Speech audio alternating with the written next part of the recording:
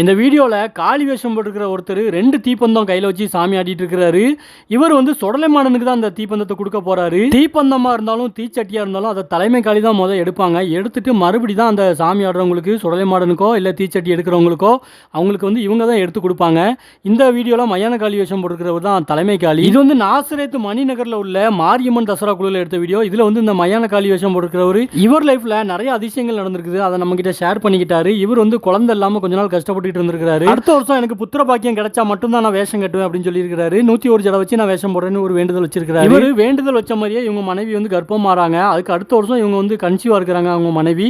அதனால இவரால் வேஷம் கட்ட முடியல. இவர் தலைமை காளி அப்படிங்கிறதுனால இவர் வந்து கும்ப எடுக்க வேண்டிய ஒரு சூழ்நிலை வருது. இவங்க மனைவி நிறமாச கர்ப்பிணியா இருக்கிறாங்க. அந்த மாதிரி இருக்கும்போது காளி வேஷம்லாம் கட்ட மாட்டாங்க. அதனால சும்மா கும்பம் மட்டும் எடுக்கலாம்னு சொல்லி போறாரு. ஆனா இவர் கும்பம் எடுக்கிறதுக்கு முந்தின நாளே அவங்களுக்கு வந்து டெலிவரி ஆகிற மாதிரி குழந்தை பிறக்கிற மாதிரி இருந்திருக்குது. குழந்தை பிறந்துருச்சு அப்படின்னா இவர் கும்பம் எடுக்க முடியாது. அதனால வயிற்றுல இருக்கிற குழந்தைகிட்ட இவர் போய் சொல்லியிருக்கிறாரு, அப்பா நாளைக்கு வர்ற வரைக்கும் நீ பொறுத்துக்கப்பா, நீ உள்ளே இருந்துக்கப்பா, அதுக்கப்புறமா நீ வந்து வெளியே வந்துக்கப்பா அப்படிங்கிற மாதிரி சொல்லியிருக்கிறாரு. அதே மாதிரி முந்தின நாள் பிறக்க வேண்டிய குழந்தை தலையை திருப்பிடுச்சு. அதுக்கு அடுத்த நாள் தான் அவங்க ஆப்ரேஷன் பண்ணி எடுத்தாங்க அப்படிங்கிற மாதிரி சொன்னாங்க.